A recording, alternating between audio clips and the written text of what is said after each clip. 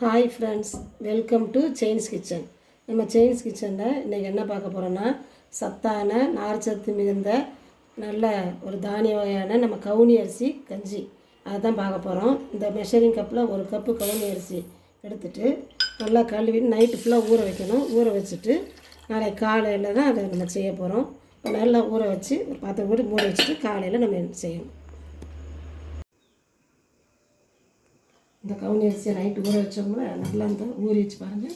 இப்போ தண்ணியை நல்லா வடிச்சிட்டு இதை மிக்சியில் போட்டு அரைக்கணும். இந்த நம்ம ஏற்கனவே ஊற வச்சுருந்த கவுனி அரிசியை நல்லா தண்ணியை வடிகட்டி மிக்சியில் இந்த குருணையாக கொஞ்சம் இந்த ரவையோட கொஞ்சம் பெரிய சைஸுக்கு நம்ம நல்லா பல்ஸில் போட்டு அரைச்சிட்டு வந்தாச்சு. இப்போ நம்ம இதை ஒரு குக்கரில் போட்டு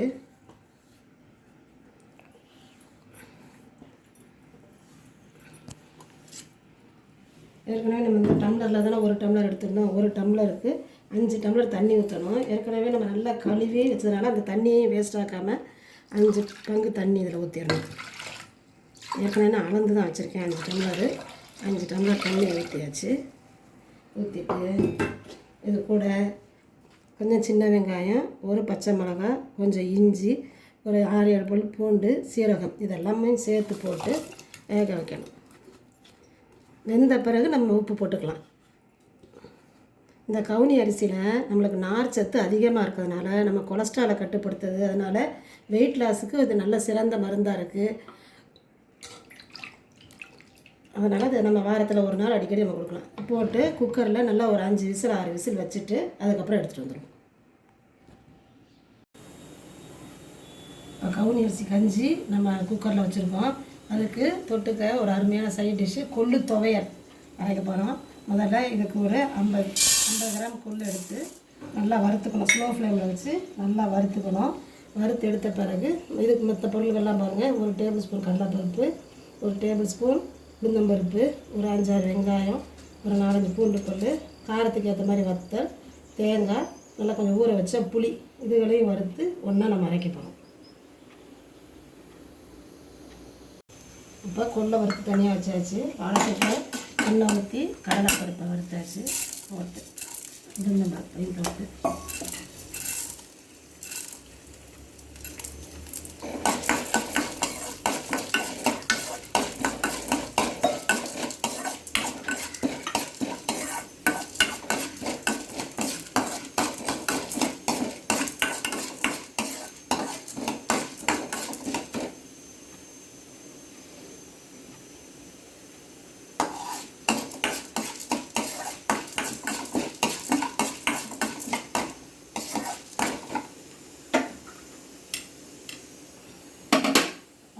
எடுத்து வச்ச வெங்காயம், வத்தல், பூண்டு, இந்த புளி எல்லாத்தையும் போட்டு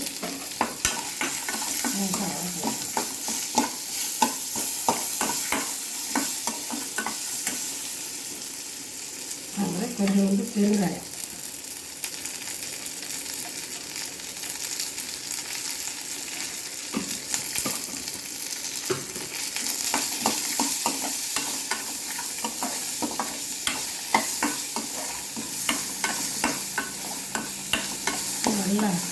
நல்லா கலர் மாதிரி நல்லா வறுத்தாச்சு. கடைசியில் திரி வச்சுருந்தோம் தேங்காய். ரொம்ப நேரமாக வறுத்தாங்கன்னா தேங்காய் கூட அந்த சூட்லேயே வறுத்தா போதும். ஸ்டவ் ஆஃப் பண்ணிடலாம்.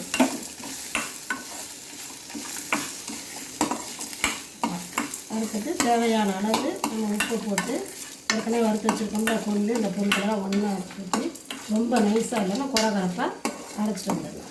அரைச்சிட்டோம்னா நல்லா சுவையான சத்தான கொள்ளு துவையல் ரெடி ஆகும். இப்போ கஞ்சி நல்லா குக்கரில் வச்சால நல்லா நம்ம போட்ட வெங்காயம் பூண்டெல்லாம் நல்லா வெந்து நல்லா அரைச்சி இப்போ நம்ம இந்த கஞ்சிக்கு தேவையான ஏற்கனவே உப்பு ஒன்றும் நம்ம போடலை. தேவையான உப்பு போட்டுட்டு அதுக்கப்புறம் நம்ம கடைசியாக என்ன செய்யணும், தயிர் கொஞ்சம் போல் அதில் ஊற்றி கலந்துக்கணும். நீங்கள் தேங்காய் பால் எடுத்து தேங்காய் பாலும் கலந்துக்கலாம். அதுவும் இன்னும் சூப்பராக இருக்கும்.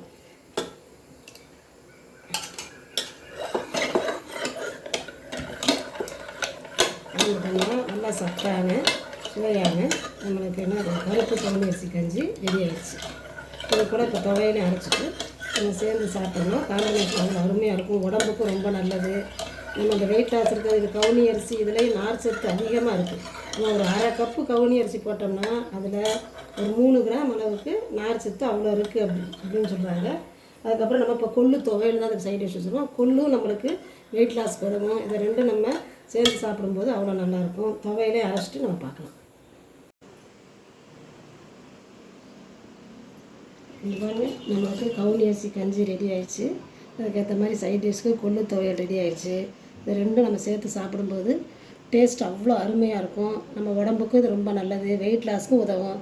அதனால் வாரத்தில் ஒரு நாள் இந்த மாதிரி கஞ்சி செஞ்சு நம்ம சாப்பிட்டோம்னா ரொம்ப நல்லாயிருக்கும் ஹெல்த்துக்கு. நீங்களும் இதே மாதிரி அளவுகளோட உங்கள் வீட்டில் இதே மாதிரி கஞ்சி செஞ்சு பாருங்கள், அருமையாக இருக்கும். தேங்க்ஸ் ஃபார் வாட்சிங். இந்த வீடியோ உங்களுக்கு பிடிச்சிருந்தா லைக் பண்ணுங்கள், ஷேர் பண்ணுங்கள், கமெண்ட் பண்ணுங்கள், உங்கள் ஃப்ரெண்ட்ஸ் அண்ட் ரிலேட்டிவ்ஸ்க்கு ஷேர் பண்ணுங்கள்.